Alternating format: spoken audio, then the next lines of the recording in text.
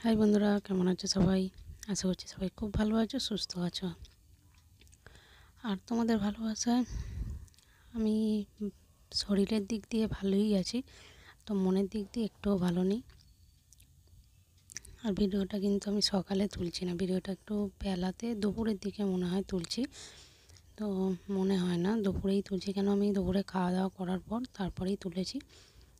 কতটা পরিমাণে রোদ দেখে বুঝতেই পারছো।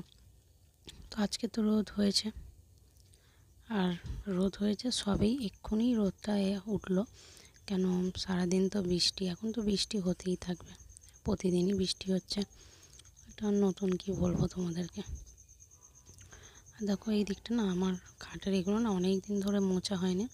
তো অনেক দিন বলবো কি তোমাদেরকে, বেশ কিছুদিন মোছা হয়নি, মোছার সময়ও পাইনি। আর তোমার দাদাভাইকে নিয়ে দৌড়াদৌড়ি হাসপাতাল ঘর আমায় করতে হচ্ছে। তোমরা তো জানো তোমার দাদাভাইয়ের শরীর ভালো না, তো ওকে নিয়েই আমাকে একটু দৌড়াদৌড়ি করতে হচ্ছে। ওকে হাসপাতালে ভর্তি করা হয়েছিল, দেখতে যাওয়া আসা ঘর বার সব সামলাতে হচ্ছিল একা হাতেই। তো তার জন্য মানে অনেকটাই আমার অসুবিধা হয়েছিল। অসুবিধা সেরম কিছু নয়, যাতায়াত করারও অসুবিধা হয়নি, সেরম কিছু অসুবিধা হয়নি। কি বলো তো, একা হাতে সবটা সামলাতে হয়, তো ওই আর কি একটু শরীরটা মানে এনার্জি পাচ্ছিলাম না কিছু কাজে। তো তার জন্যই মানে একটু শরীরটা খারাপ খারাপ লাগছে। আর তোমার দাদাভাইয়ের এই যে ভিডিওগুলো তোমরা দেখছো, এই দুটো একটা ভিডিওগুলো যেগুলো তোমরা যারা আমার ভিডিও দেখো তারা দেখছো, তাদেরকেই বলছি। তো ভিডিওগুলো সত্যিকারের বলতে অনেকটা কষ্ট করে আমি ভিডিওগুলো তুলেছি, যেহেতু আমি কদিন ভিডিও দিইনি, কেননা তোমার দাদাভাই ছিল না, আর তোমার দাদাভাই ক্যামেরাটা ধরে দেয়। তো তার জন্য ভিডিও আমি দিতে পারিনি কিছুদিন, কেন যেহেতু ছিল না। তো তোমার দাদাভাই কিন্তু এখনও পুরোপুরিভাবে সুস্থ হয়নি।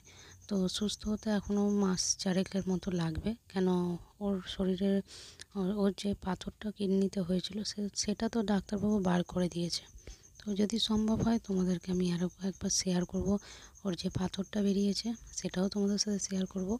তো ওর এখনও সুস্থ হতে সময় লাগবে। আর ও যে উঠে দাঁড়িয়ে ক্যামেরাটা ধরে দেবে সেই ক্ষমতাটুকু ওর নেই, ও একটু শুয়েই থাকে সব সময়, যেহেতু ওর শরীরের ভেতরে না এখনও একটা পাইপ লাগানো আছে। তো জানি না ডাক্তারবাবু ভালো বুঝেছে, তাই হয়তো কোনোভাবে কোনো কারণে তো একটা পাইপ লাগিয়ে রেখেছে। তো সেটাই আমাকে 1 মাস পর ফের ওর 1 মাস পর ডাক্তারবাবু নিয়ে যেতে বলেছে, নিয়ে গেলে হয়তো বলেছে পাইপটা বার করবে। তো জানি না কিভাবে বার করবে, সেসব কথা কিছু বলেনি। তো শুধু বলেছে 1 মাস পর আসতে, 1 মাস পর গেলে তবেই পাইপটা ওরা বের করে দেবে। তো যাই হোক, জানি না এখন অবধি আমার কপালে কী আছে। আর দেখো এতটাই পরিমাণে নোংরা হয়েছে, আর কি বলবো তোমাদেরকে, পরিষ্কার করার সময় না পেলে যা হয়। তো ঘরটা যদিও বা একটু আমি মাঝে সাঝে বিছনা চাদর যেদিন চেঞ্জ করি সেদিন একটু করে ঘরটা একটু ঝাঁটা দিয়ে ওপরটা ছেড়ে দিই। তো এইগুলো আর মোছা হয় না, কেন সবটা একদিনে হয়ে ওঠে না, এইদিকে ওদিকে করতে গেলে না খুব অসুবিধা হয়ে যায়। তো তার জন্য আজকে ভাবলাম এটাই একটু পরিষ্কার করে দিই, অনেক দিন হয়ে গেছে নোংরা হয়ে আছে। আর এত নোংরা মানে ঝুল পড়ে গেছে যে কি বলবো তোমাদেরকে। আর তোমার দাদাভাই যেহেতু হাসপাতাল থেকে ঘরে নিয়ে চলে এসেছি, তো ওকে এখন একটু আধটু সবাই দেখতে আসবে।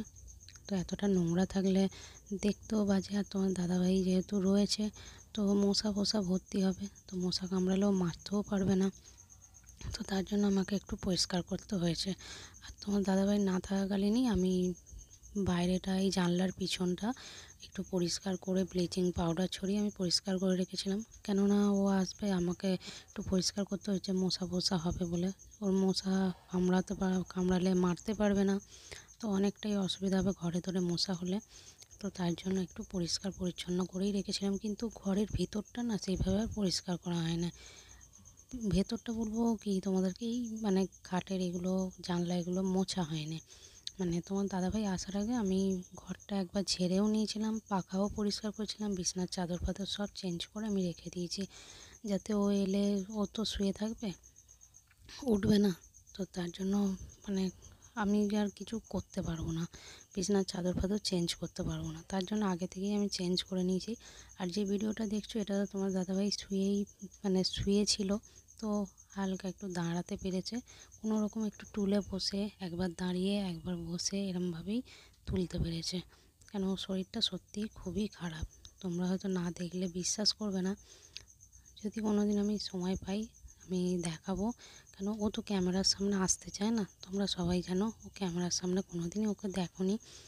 তো খুব কম, হয়তো আমার অনেক পুরনো আগের ভিডিওতে হয়তো দেখেছো, ও ক্যামেরার সামনে আসে না, তো তার জন্য ওকে আর দেখানো হয়নি। তো এখনও না ওর পিঠের সাইডটা, পেটের পাশটায় এখনও ওর ব্যান্ডেজ করা আছে। যেহেতু পাইপটা লাগানো আছে তার জন্য ব্যান্ডেজটা করা আছে, সেলাই করা আছে ওখানটায়। তো ব্যান্ডেজ করে রাখা দিয়েছে ডাক্তারবাবু, ব্যান্ডেজ করেই ডাক্তারবাবু ছেড়েছে।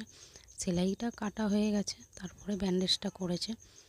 তো যাই হোক, আজকে তো ভিডিওটা দেখতেই পেলে। আমি একটু জানলাটাও মুছে নিলাম, যেহেতু জানলাটাও অনেকটা ঝুল পড়েছিল, নোংরা হয়েছিল।